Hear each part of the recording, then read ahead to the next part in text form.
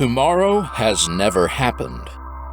Understanding the nature of time and the workings of providence. Written by Thomas Eddy. Narrated by Benjamin Gamble. I have been a fan of science fiction for most of my life. One subgenre is time travel.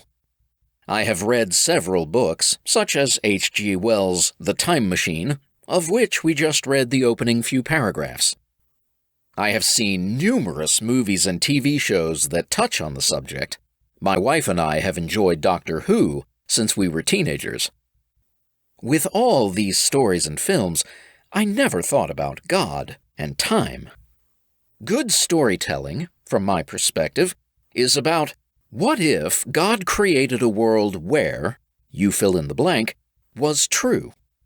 In line with the theme of this book, the sentence would read, what if God created a world in which time travel was true?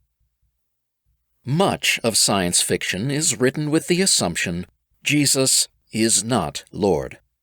Yahweh did not create the heavens and earth, and basically, there is no God.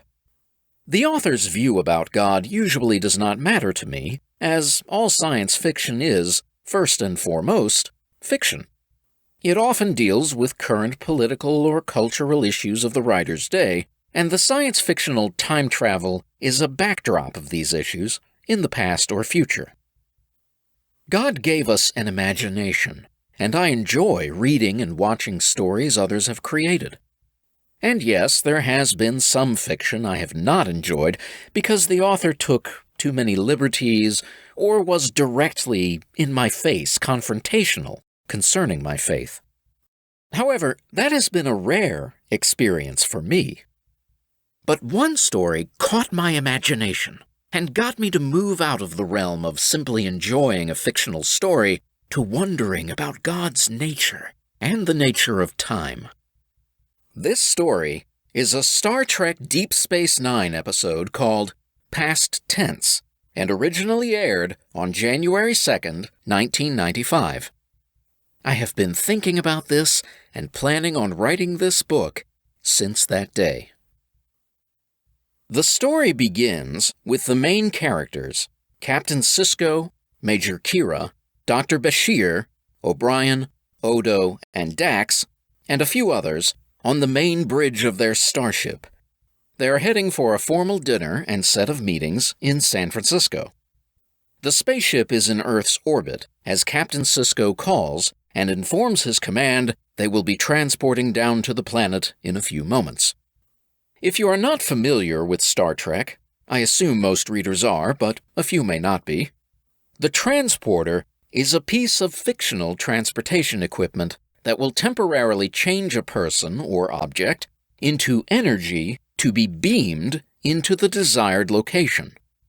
When the person arrives, they are converted back to their normal form.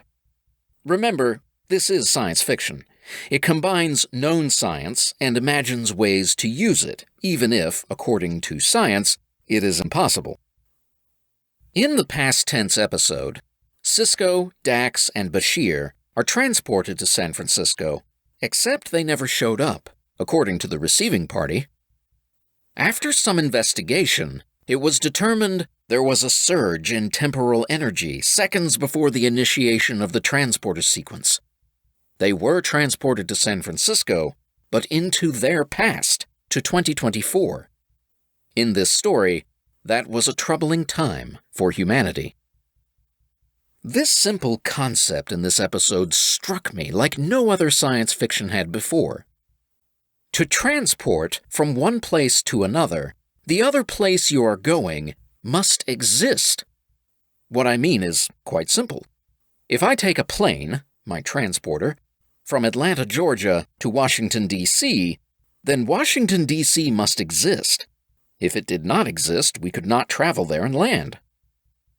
Does the past, or for that matter, the future, actually exist?